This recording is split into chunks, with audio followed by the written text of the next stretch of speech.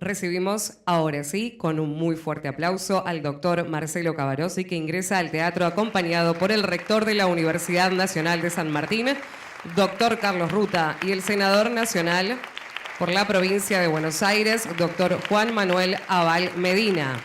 El rector de la Universidad Nacional de San Martín, doctor Carlos Ruta, les da la bienvenida a la ceremonia de entrega del título de doctor honoris causa al doctor Marcelo Cavarossi, investigador, docente, creador y primer director del Departamento de Política y Gobierno de nuestra universidad, hasta que se convirtió en Escuela de Política y Gobierno, de la cual fue su decano hasta 2012. Cuenta con numerosos títulos publicados, entre los que se destacan Autoritarismo y Democracia, 1955-2006, América Latina en el siglo XXI, hacia una nueva matriz sociopolítica y el asedio a la política, los partidos latinoamericanos en la era neoliberal. Este año fue reconocido por la Fundación CONEX como una de las 100 personalidades más destacadas de la última década del campo de las humanidades en el área de ciencia política. Agradecemos la presencia de las autoridades de la Universidad Nacional de San Martín, invitados especiales, docentes, estudiantes y público en general. La Universidad Nacional de San Martín ha decidido otorgarle el título de doctor honoris causa por su contribución al desarrollo de la ciencia política latinoamericana y su compromiso con la investigación y la docencia.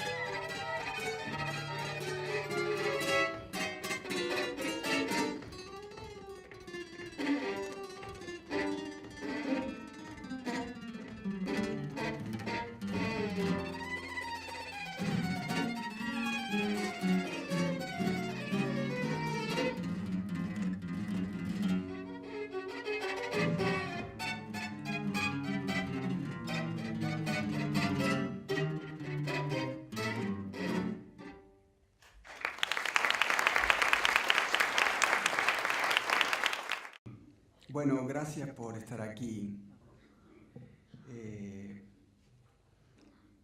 Siempre la entrega de un honoris causa es un hecho importante para una institución como la nuestra, por lo que pretende ser la entrega de un honoris causa, que obviamente es un reconocimiento, sin duda, pero también es un gesto, una indicación a toda nuestra comunidad y a los jóvenes sobre todo de un ejemplo a seguir, una trayectoria, un horizonte. Sin duda que la entrega de un honoris causa, y en este caso con más razón, es también un gesto de gratitud, porque Marcelo Cavarossi no solamente es alguien no solo muy reconocido, sino una de las figuras de las ciencias políticas de la Argentina y de América Latina, sino que ha sido uno de los constructores de esta casa. De modo que es un gesto de gratitud al talento, al ejercicio de ese talento, que hay que cultivarlo, que hay que dedicarle constancia, años, tiempo. Hay disciplinas que son instantáneas, fugaces, y hay disciplinas que requieren muchos años de maduración. Carlos Frasch, que está ya sentado, siempre me dice, para ser un buen biólogo hacen falta muchos años de maduración, de juntar en la memoria y en el espíritu información, experiencia. Y hay muchas disciplinas que requieren no solamente del tiempo, de la acumulación de conocimientos, sino de la experiencia real de la vida, como es la disciplina que cultiva Marcelo. Entonces es un gesto de gratitud al cultivo de ese talento, que en este caso tiene una trayectoria de dedicación y de fidelidad a la propia disciplina, de creer en lo que uno hace. Y me parece que es uno de los testimonios que tenemos que dar ante nuestros jóvenes: creer en lo que hacemos, creer en lo que somos, en una sociedad que descree de todo, en una sociedad que ha perdido como pilares de aquello que vale en la vida, de aquello que es intangible, de aquello que no se ve, no se puede tocar, pero que sostiene una vida común en sociedad. Y entre ellos es el valor de la inteligencia, el cultivo de la inteligencia, la ponderación de la inteligencia. Pero también la gratitud a Marcelo, porque ha sido uno de los constructores de esta universidad. Yo estoy en esta universidad desde que comenzó, va a ser 25 años, y probablemente hay varios aquí que están conmigo en la universidad desde ese tiempo. Rápida o tempranamente, Marcelo se sumó a la tarea de construir esta universidad que no era nada. Trajo mucha gente, entre ellos a el hoy senador, a quien conocí por Marcelo, Juan Manuel. Trajo muchos jóvenes, profesores. Y yo creo que tenemos que honrar a los que han construido esta universidad. Algunos ya no están con nosotros, muchos, la gran mayoría, están con nosotros aún. Honrar esa tarea. Y honrar esa tarea, ¿por qué? Porque los que hicieron esta universidad tuvieron un sueño, construido por una experiencia y por una visión. La experiencia de una vida intelectual, de una vida universitaria, y tuvieron ese sueño de construir algo nuevo, de venir a construir algo nuevo. Incluso cuando yo conocí a Marcelo las primeras veces, ibas y venías de México con bastante asiduidad. No recuerdo si vivías allá todavía o si ya estabas por aquí, pero más o menos. Y veo muchas caras aquí, bueno, Carlos Frasch, tantos otros, Hugo Rodríguez Izar, tantos que se atrevieron a sumarse a este barco cuando este barco no era ni un bote, era un gomón desinflado, ¿sí? Y no sabíamos para dónde íbamos. Tener ese coraje, tener ese sueño, tener ese coraje y tener esa visión. Y en Marcelo, especialmente, una visión no solamente de lo que la universidad podía hacer, sino una visión de América Latina, una visión del contexto, del mundo. Una visión que suponía, y supuso siempre en él, un esfuerzo por tratar de comprender dónde estamos parados, dónde podemos ir. A nosotros nos toca hoy, y a los que nos sigan a nosotros, les toca seguir en esta tarea de construir y en esta tarea de consolidar lo que hemos hecho. Y seguir lo que hemos hecho creativamente. Los latinos decían not nova sed nove. No siempre hay que hacer cosas nuevas, pero sí siempre hay que hacer de una forma nueva las cosas que tenemos que hacer.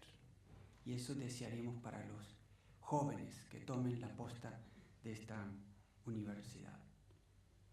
Sumarse creativamente a ese impulso, a ese sueño, a esa tarea de construcción, para poder hacer algo que no muchas veces se ve en nuestra tierra, que es la continuidad.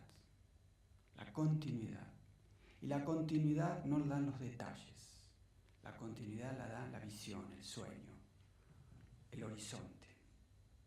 Y eso es lo que nos toca a nosotros. Y eso es lo que yo veo en Marcelo y en tantos otros que han trabajado en estos años. Han construido un horizonte de sentido. ¿Hacia dónde ir? ¿Hacia dónde ir? Ese horizonte de sentido que para nosotros se dice de muchas formas, pero que sabemos a dónde vamos. Puede haber tormenta, puede haber mar calmo, puede haber viento a favor, puede haber viento en contra, puede haber neblina que no te deja ver, pero sabemos a dónde vamos. Y esa es nuestra potencia, la potencia del talento, la potencia de estar juntos, de la comunidad, y la potencia de una visión, de un sueño, la potencia de un sueño. Cuando los chicos llegan a la universidad, entregan sus vidas en nuestras manos. A mí me impresiona mucho, porque veo a los chicos muy jovencitos, ¿no? Cada vez los veo más jóvenes, porque no, los veo muy jovencitos y entregan ingenuamente su vida, alegremente su vida en nuestras manos, ¿no? Inconscientemente, de que vamos a hacer con ellos lo mejor que podemos hacer. Y eso para nosotros tiene que ser una gran llamada a la responsabilidad. Y lo que tenemos que transmitirles es conocimiento, información, saber hacer, pero tenemos que transmitirle también el cultivo de ese sueño que los ha motivado a venir, a entregarse, a darse, ¿no? Construir ese horizonte vitalmente todos los días, todos los años. ¿Y cómo hacemos esto? ¿Cómo hacer para construir nosotros y sostener ese horizonte? Yo creo que mirando lo que hicieron a quienes hicieron esta universidad, a las personas importantes que hicieron esta universidad, no a los que escribíamos a máquina, a las personas importantes que hicieron esta universidad. Marcelo es uno de ellos, un constructor y un maestro.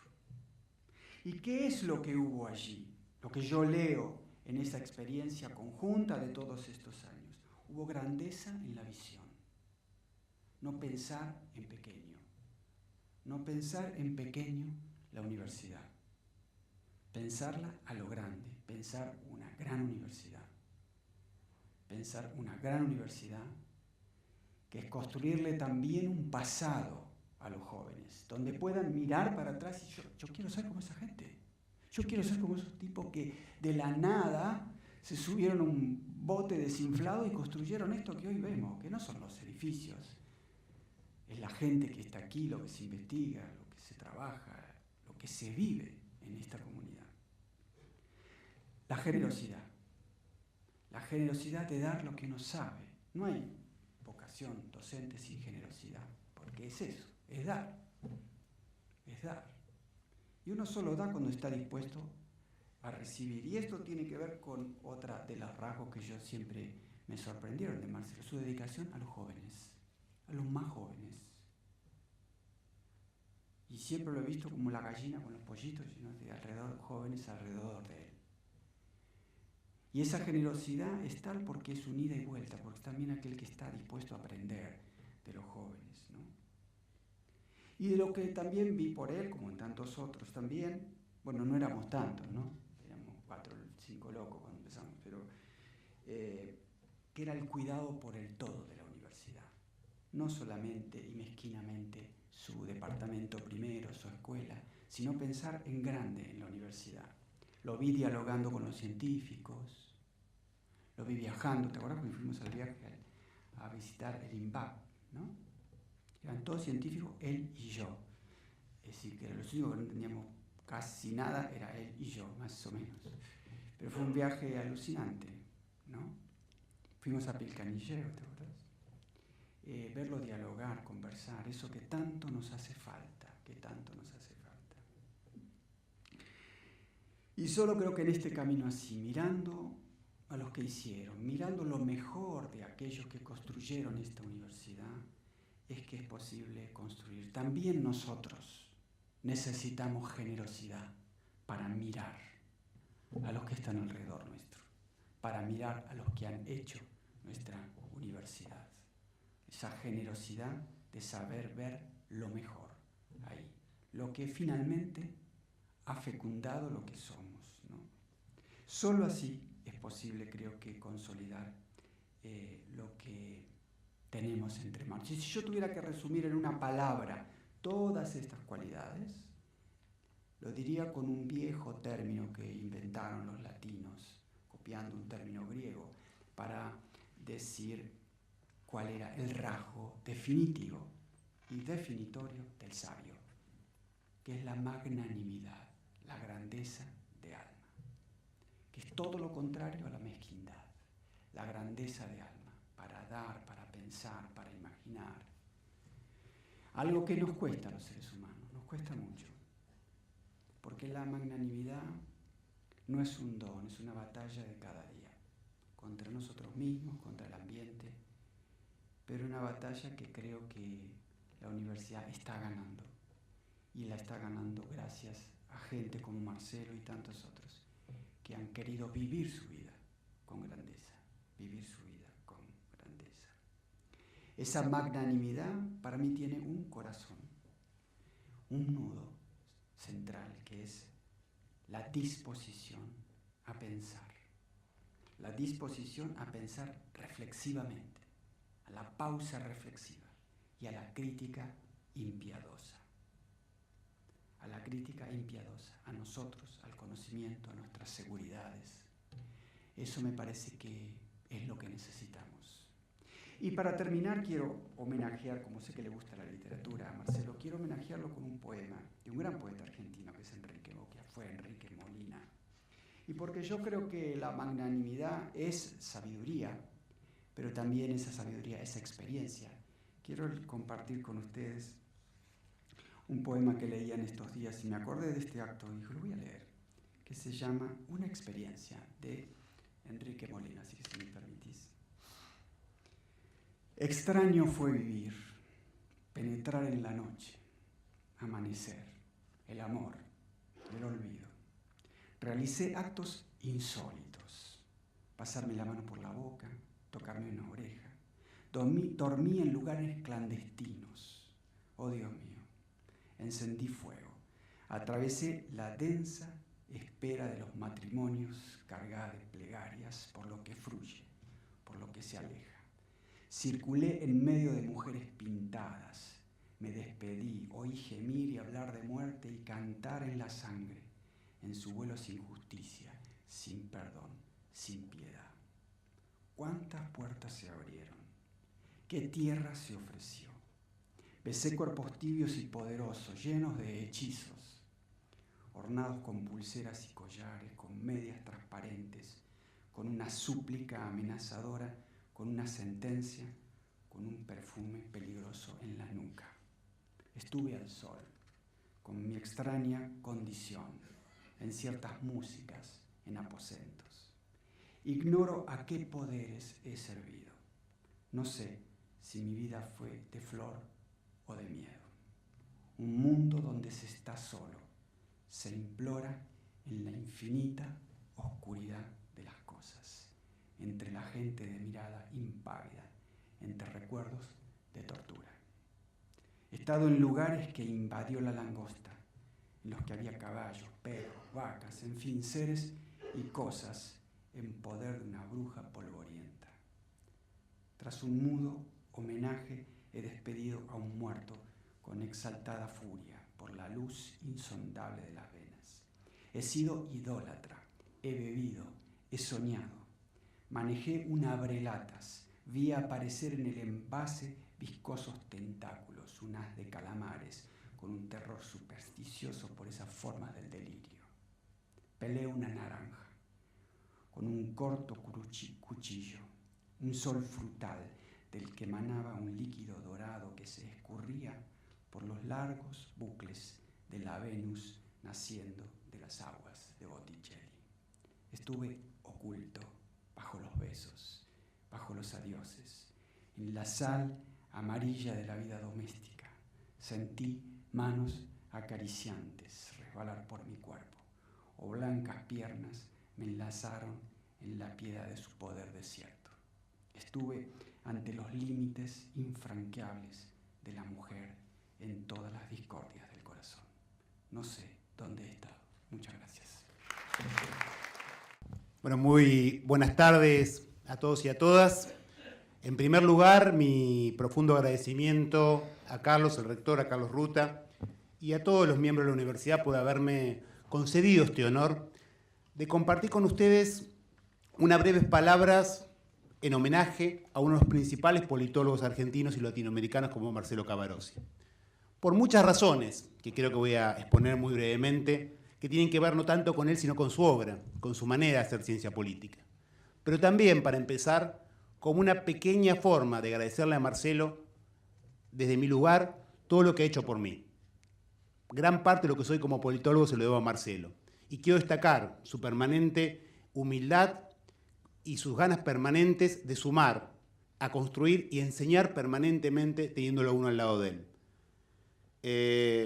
Creo que sin Marcelo nunca se me había ocurrido hacer el doctorado. Probablemente me hubiera quedado por acá. Él fue el que me impulsó permanentemente a eso y después a sumarme a cada una de estas aventuras, como esta misma de esta universidad, cuando quizás uno tenía otras intenciones, otras cuestiones. Pero bueno, como homenaje, más que a Marcelo, compartir algunas de las razones, las 5 razones por las que yo considero que Marcelo Cavarossi y su ciencia política, la ciencia política de Marcelo Cavarossi, es una de las principales de nuestra Argentina y nuestra región. En primer lugar, porque su ciencia política, a los que tuvimos la suerte de ver, enseñar, aprender con él, pero también a los que la han leído, es antes que nada una ciencia política profundamente preocupada por la rigurosidad conceptual y el manejo analítico. En una disciplina como la nuestra, que ha girado siempre en grandes narrativas o en cuestiones casi ensayísticas, Marcelo Cavarossi una y otra vez nos exigía conceptos, teorías, definiciones, marcos explicativos. Y lo hacía buscando que justamente esta ciencia fuese eso, con las dificultades de nuestras disciplinas sociales, con todas las dificultades que todos conocemos, el rigor analítico y la búsqueda de esa solidez conceptual creo que han sido centrales para aprender en la Argentina y en nuestra región. Y a la vez esto Marcelo no lo hizo como muchos politólogos destacados que quizás buscando esa rigurosidad hayan decidido simplemente dedicarse a una de las pequeñas mesas separadas que Almond decía que era nuestra ciencia política. Al contrario, Marcelo siempre ha abierto caminos, ha querido discutir entre todos esos múltiples sectores en la ciencia política y más allá. Y nos ha traído permanentemente y nos ha enseñado con la economía, con la literatura, con la sociología, con la historia, enriqueciendo profundamente una disciplina que necesariamente para comprender el fenómeno político tiene que entender la totalidad de lo social. Y en tercer lugar, porque también esa mirada rigurosa y multidisciplinaria la ha aplicado básicamente para nuestra región, la ha aplicado básicamente para nuestra América Latina. Una región que nos encanta, nos duele y permanentemente nos desafía a interpretarla.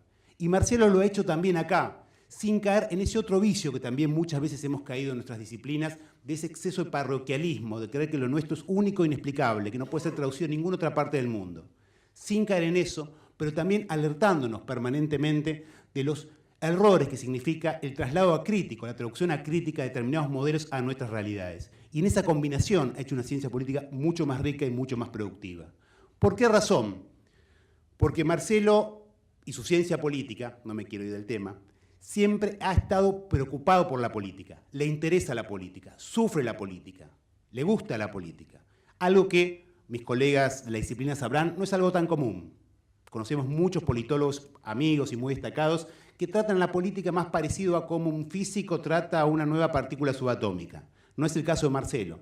Marcelo, siguiendo la tradición de ese gran maestro y amigo de él, que fue Guillermo O'Donnell, nos enseñó que la ciencia política tiene que ver con responder las grandes preguntas del momento. Por eso, la democracia, el Estado, el neoliberalismo, las grandes preguntas de una ciencia social que tiene que ser una ciencia política que tiene que estar enormemente comprometida con su tiempo. Quizás peligrosamente cerca de la política, quizás perdiendo algunas cuestiones que un físico, un químico, corríjanme si me equivoco, verían de una manera distinta, pero vinculando ese conocimiento para que sea útil, sea productivo y centralmente tenga esta concepción de una ciencia social útil, una ciencia social que pueda transformar la realidad, que pueda cambiarlo. Y eso es lo que le da riqueza y contesta esas grandes preguntas que todos nos aprendimos a su lado. Y finalmente, porque hay una cuestión particular, que es difícil explicarla con palabras simples y cortas sobre todo, que tiene que ver con una época de la disciplina en la cual los indicadores o los índices cuantitativos parecen reinarlo todo. La cantidad de papers, la cantidad de trabajos presentados, el citation index, ese tipo de cuestiones tan habituales en nuestra disciplina en que de alguna manera se pierde el corazón de la ciencia política. Ese corazón que tiene que ver cuando alguien, al contrario, casi como la contracara del citation index, es capaz de construir conceptos que vayan más allá de la persona. Y eso es, parafraseando a Jeffrey Alexander, lo que hace un clásico, lo que es Marcelo Cavarossi, lo que es la ciencia política de Marcelo Cavarossi. Un clásico contemporáneo, porque construyó conceptos que hoy son patrimonio del conjunto de nuestra disciplina. Y como podemos hablar de la poliarquía de Dahl, del sistema de partidos de Sartori, de la democracia delegativa, el burocrático autoritario de O'Donnell, también aprendimos y construimos conocimiento a partir de la matriz estadocéntrica de Marcelo Cavarossi. Por todas estas razones, les agradezco profundamente esta distinción que me dan a mí de poder distinguirlo a Marcelo y simplemente gracias por todo lo que has hecho y esperemos que lo sigas haciendo para el bien de todos nosotros. Muchísimas gracias.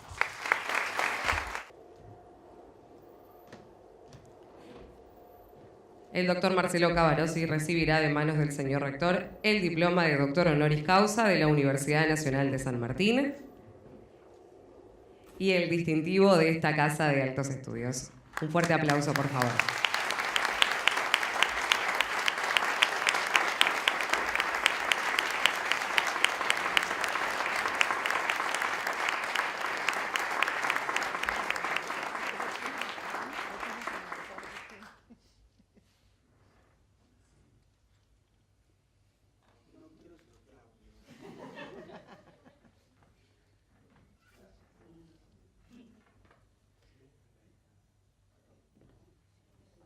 Bueno, muchas gracias. Han conseguido emocionarme, ambos. Muchas gracias realmente por esta demostración, como decía Carlos, de reconocimiento y creo yo, aunque no empleo esa palabra, de amor también, ¿no? Y que lo siento que efectivamente de todos ustedes, por supuesto los que están acá, y muchos que no están acá, ese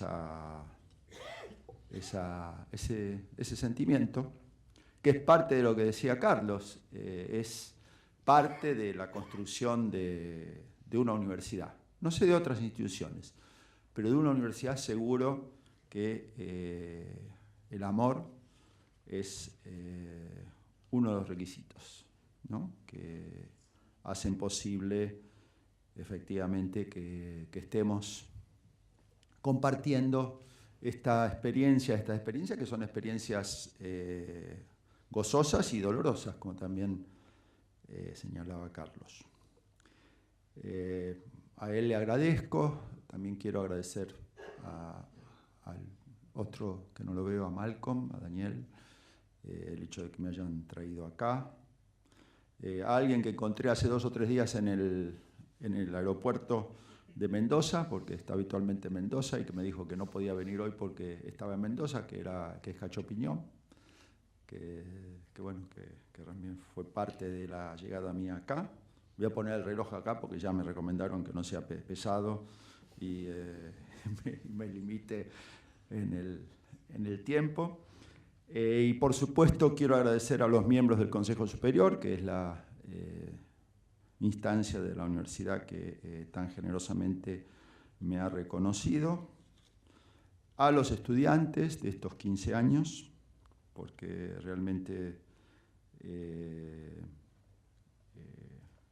como decía Carlos, es cierto que se enseña y se aprende, y a los amigos, ¿no? A los amigos, algunos que hemos perdido, ¿no? Como señalaba algún gran amigo que hemos perdido, varios que hemos perdido en este camino, a los amigos, algunos de ellos que ya venían de atrás, de mi vida por lo menos, que estaban atrás, y a los muchos que he hecho acá y que sigo haciendo. En ese sentido, un ejemplo del seguir haciendo es que el año pasado, como sabe Carlos, se me ocurrió hacer una experiencia nueva, que fue armar una materia virtual para pensar sobre nuestra región, sobre América Latina, y en ese proceso me hice amigos, aparte de conocer a gente técnicamente muy dotada. Me refiero a la gente de la Secretaría Académica, el equipo que está Julieta Rosenhaus, que creo que me dijo que estaba fuera del país y por eso... y también al maravilloso equipo de técnicos de la Secretaría de Cultura, de la Gerencia de Cultura que conduce Martín Bode, los técnicos así, no los veo acá, un par de ellos me dijeron que iban a estar, a lo mejor están por allá, pero aprendí con ellos. Ustedes saben que realmente en la construcción de cada uno de los videos, no solo me decían, bueno, esto está demasiado pesado, sino esto que dijiste me parece que no. Y realmente es parte de una tarea que me llevó a hacerme amigo de ellos. Y lo quiero destacar, porque efectivamente, como decían Carlos, como me reconocía Juan Manuel, que nos conocemos desde antes de Argentina. El otro día creo que nos conocimos en la calle Guti Cárdenas, ¿no? Allá en una esquina de un barrio de Guadalupeín de Ciudad de México. Destacaban el punto de lo que significa enseñar. Y yo agregaría a todo lo que ya han señalado los dos, no sé si se aplica todo lo que dijeron acerca de mí, han exagerado ciertamente, pero sí se aplica a mí un verbo, que es cuando uno, como estoy acá, estoy exponiendo un tema. Voy a exponerles un tema, brevemente, que es el tema de la democracia. Exponer significa exponerse, ¿no? Exponer es exponerse. Si uno está efectivamente en una idea de enseñar, y exponerse significa arriesgarse. Estaba viendo que la definición de la Real Academia es arriesgarse. ¿Arriesgar qué en el enseñar? Arriesgar la compostura, arriesgar la seguridad, y sobre todo en el caso de las disciplinas científicas, y en particular de la ciencia política, no me atrevo en otras, pero sí en la ciencia política, arriesgar las certezas en las cuales muchas veces nos refugiamos para estar más tranquilos. Y no se puede estar tranquilo. Creo que enseñar implica arriesgarse a perder la tranquilidad. El tema que voy a tratar muy brevemente, porque no quiero aburrirlos, hemos escuchado dos exposiciones breves, pero conmovedoras, y por lo menos para mí, y muy llenas de contenido, entonces no quiero... pero sí quería referirme al tema de la democracia, y ustedes han visto que yo le puse un título extraño a esta conferencia, que es la soledad de la democracia en la América Latina contemporánea. Voy a tratar de explicar por qué la soledad de la democracia. Antes de hacerlo, sin embargo, señalando algo que marcaba el otro día Horacio Crespo, que no lo veo, pero supongo que está por ahí, que la democracia, como muchas otras categorías que empleamos en la ciencia política en América Latina, es una categoría desplazada. Es una categoría desplazada. Es una categoría desplazada. Él lo decía en un sentido espacial, porque como ustedes saben, el concepto de democracia es un concepto griego, que viene del griego, que viene de los griegos. Entonces, viene de Grecia antigua, viene de Europa, obviamente, viene de lo que fue el centro del mundo durante 4 o 5 siglos. Y en América Latina usamos permanentemente el tema, el concepto de democracia. Entonces, en ese sentido, es un concepto desplazado.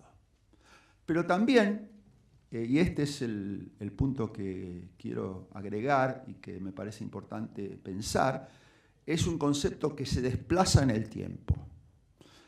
Cuando estamos hablando de democracia, y ahora dentro de un rato van a ver un grafiquito que es parte de uno de los politólogos, de un par de politólogos clásicos de la ciencia política del norte, cuando hablamos de democracia, muchos de los colegas tienden a cosificar ese concepto diciendo democracia es lo mismo en 1900, 1950, en el 2016. No es lo mismo.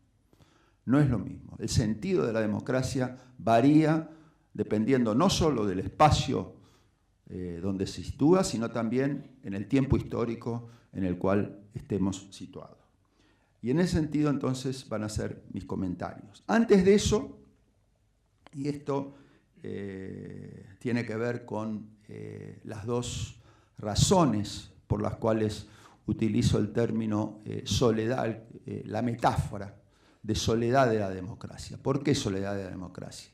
Bueno, voy a tratar de explicar ahora brevemente por qué en el sentido teórico se puede pensar en términos de soledad de la democracia, pero además soledad de la democracia en este momento de América Latina y yo diría también del mundo, porque efectivamente estamos atravesando una coyuntura o una época, yo no sé todavía si es una coyuntura o una época, en la cual la democracia no está amenazada como estaba amenazada 40 o 50 años atrás, pero sí es algo que está de alguna manera, mucho más que en otras épocas, buscando un sentido, buscando un sentido. Y buscar un sentido, obviamente, es un proceso que no tiene solo que ver con nosotros, los profesores, los maestros, los académicos, sino tiene que ver desde el punto de vista también de nuestras ciudadanías, de nuestros pueblos.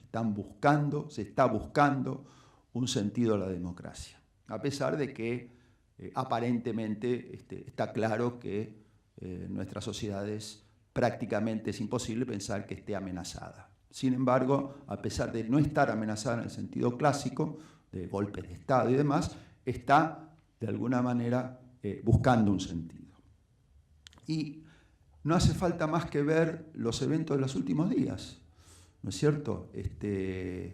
Hay eventos terribles, lo estaba comentando a Juan Manuel, que estuve 18 días en México, no solo en la Ciudad de México, y vengo con la impresión de una sociedad absolutamente desgarrada, desarticulada, algo que está perdiendo, esto lo estamos charlando también con Horacio, algo que en el límite está perdiendo rasgos de sociedad en la cual la convivencia más o menos normal sea posible. Bueno, también lo sabe Beatriz.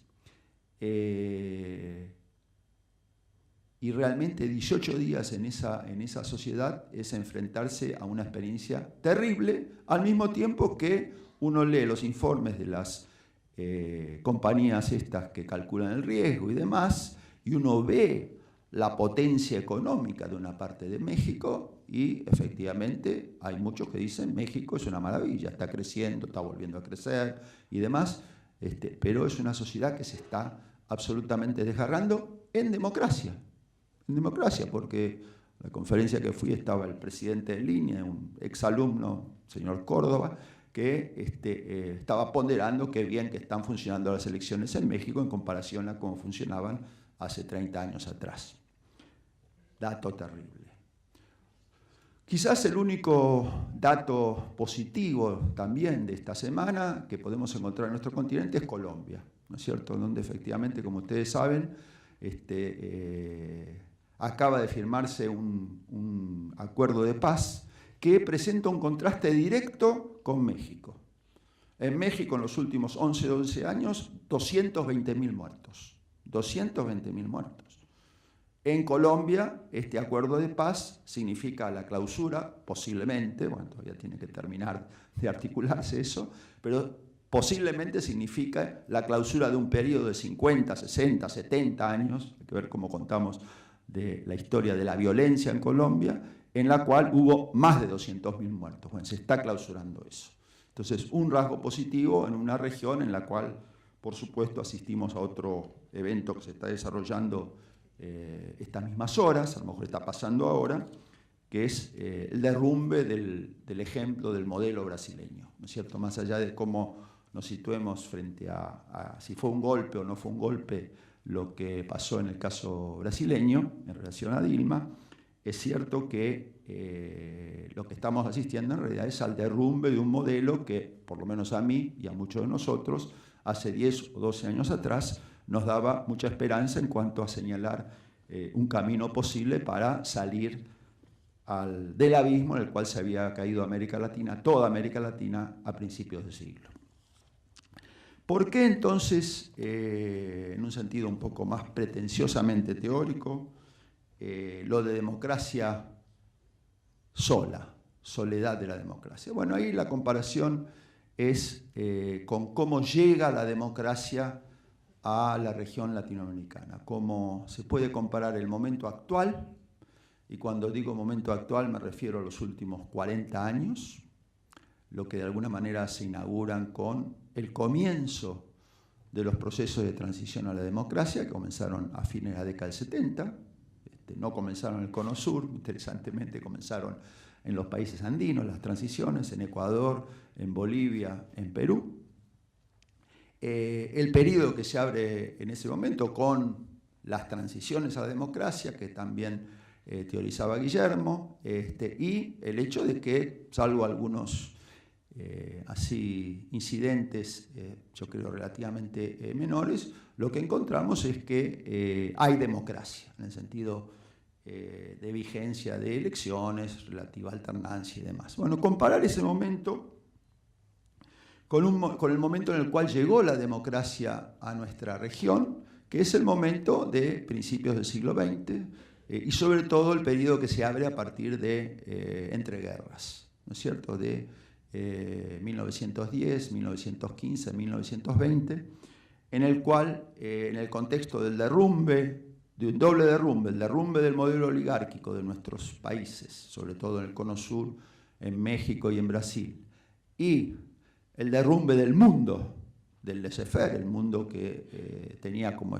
poder hegemónico a Gran Bretaña, en ese doble derrumbe, durante el proceso de entreguerras, emergen las pulsiones democráticas en algunas sociedades de América Latina. Y en ese sentido, esa emergencia de pulsiones democráticas me lleva a hablar de que la democracia estaba acompañada en ese momento. Lo cual puede parecer una afirmación en contra del sentido común, porque el otro día en la reunión esta que organizó Horacio, un colega cubano me decía cómo es que se puede hablar de democracia en un país como Argentina o Brasil, que entre 1930 y 1983-85 tuvieron más años de gobiernos militares que de gobiernos civiles, o cómo se puede hablar de democracia en un país como México, gobernada por un partido-estado. Bueno, lo que pasa es que la manera que propongo de mirar a la emergencia de esas pulsiones democráticas en ese periodo es que la pulsión democrática, implicando básicamente la idea de un hombre, un voto, porque efectivamente en esa etapa no era una persona un voto, sino un hombre, un voto, esa pulsión democrática, esa demanda democrática, vino acompañada. ¿Vino acompañada de qué? Bueno, ahí situándome en dos planos, vino acompañada de otros principios, de otras maneras de organizar la representación y la legitimidad política, que no eran necesariamente democráticas, que no estaban antes, vinieron junto con la idea de la soberanía popular. Vino la idea de una ciudadanía regulada, es decir, una ciudadanía corporativa, es decir, que la representación y la legitimidad tienen que ver con la pertenencia a un estrato económico, no la pertenencia a el universo de sufragantes. Vino la idea también de la ciudadanía plebiscitaria, es decir, la idea de un pueblo asociado a un líder, representado a un líder, encarnado a un líder. Vino también la idea, el principio de la técnica como manera más eficaz de gobierno, reemplazando al gobierno de los mejores oligarcas, los técnicos reemplazando a los aristócratas. Y vino algo que es muy importante para entender cómo se despliega la democracia durante esos 40, 50 años que van de la década del 20 del siglo pasado hasta la década del 70, vinieron los militares. Los militares se meten en ese momento en la política. Se meten con diferentes eslogans, con diferentes ideas. En México, precisamente porque eran militares que ganaron una revolución, como militares revolucionarios. En la Argentina, quizás el ejemplo más terrible, con la idea de la nación católica en armas, en función de la presencia de un cardenal que jugó un rol desgraciadísimo precisamente en el proceso de aprendizaje de las Fuerzas Armadas en la década del 30, en nuestros países, en el caso argentino, en Brasil, en Chile, más asociado a ideas positivistas, que se sintetizaba en el caso chileno en la idea de la razón y la fuerza, que estaba en el escudo chileno, pero entran los militares. Y además de esos mecanismos de representación, esa expansión del régimen político vino acompañado con una idea de Estado, porque efectivamente ahí emerge una idea de Estado ampliado, que regula, que se mete no solo en la economía, sino en la regulación entre los actores sociales, la regulación de las relaciones de clase. Eso también aparece en el periodo de entreguerras, por supuesto con las idiosincrasias y las características de cada país, porque cada país tiene su historia y sus modalidades específicas. Bueno, todo ese andamiaje, que era un andamiaje muy expansivo, muy inclusivo, pero muy provisorio, no voy a explicar, no voy a meterme acá a detallar por qué pienso que era tan provisorio y por eso de alguna manera se cae. En la década del 70 todo eso en todos los países se cae, todos los países donde se había desarrollado. Ese proceso explota, se cae, se empieza a caer en la década del 70, pero claro, eso no solo tiene que ver con lo que pasa en nuestros países, tiene que ver con que se está cayendo una manera de organizar el capitalismo en el mundo que se cae entre 1971 y fines de la década del 70 en el mundo. Capitalismo organizado que se había inventado en la Segunda Guerra Mundial.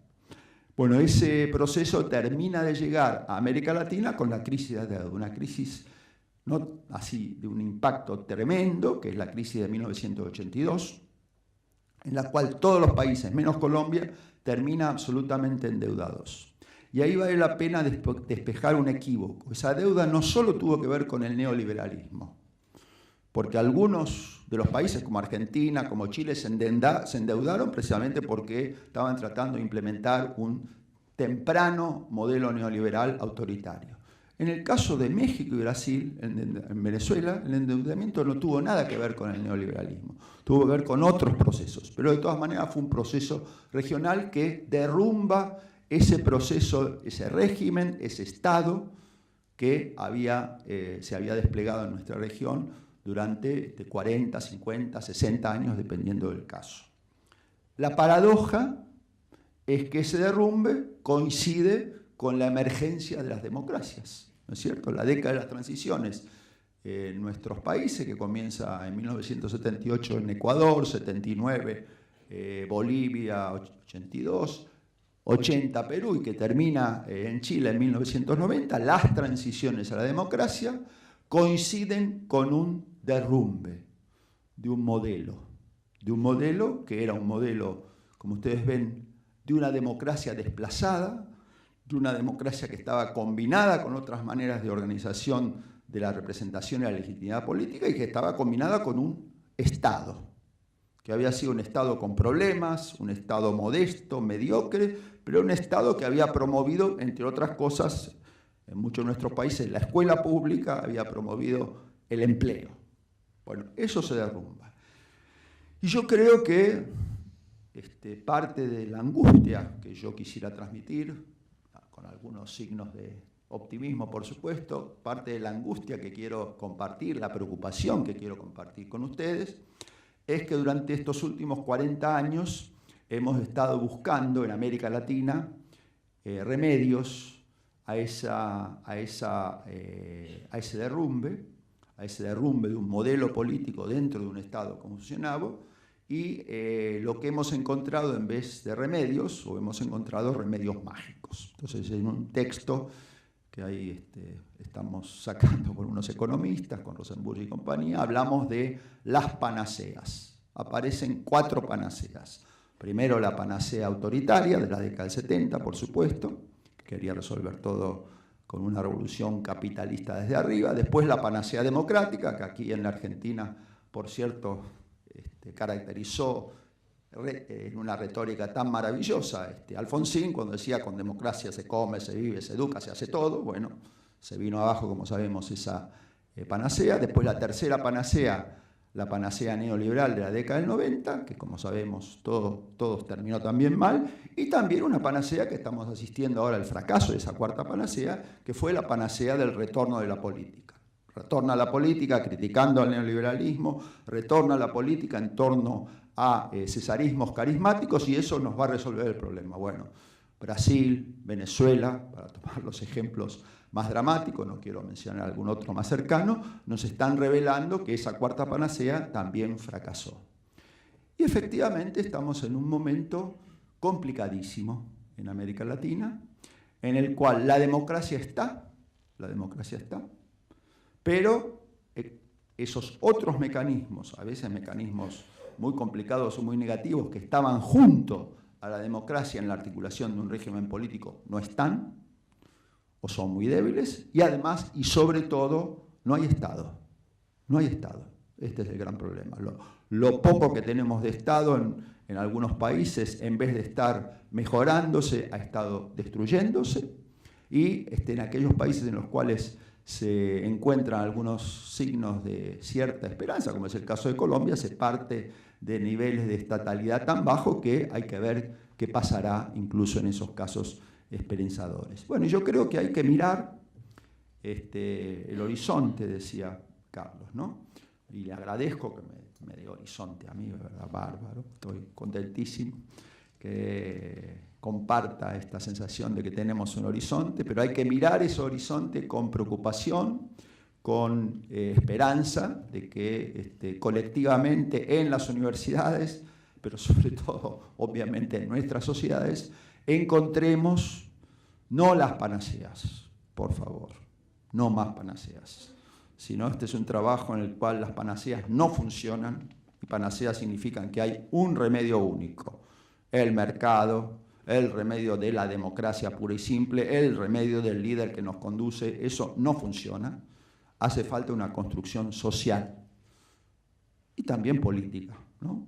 Por eso estoy contentísimo que había invitado a otra alumna que en este momento está de ministra, pero la alumna me mandó un mensaje diciendo que hoy se está reuniendo con el político que nos conduce. Entonces no pudo venir. Pero bueno, con estas palabras no los quiero cansar más. Reitero de nuevo mi alegría, mi reconocimiento a todos ustedes, desde las autoridades, los trabajadores también, porque varios de los que mencioné que me acompañaron eran trabajadores de la universidad, los colegas y los amigos que he hecho en estos años. Me van a tener que seguir aguantando todavía. Gracias.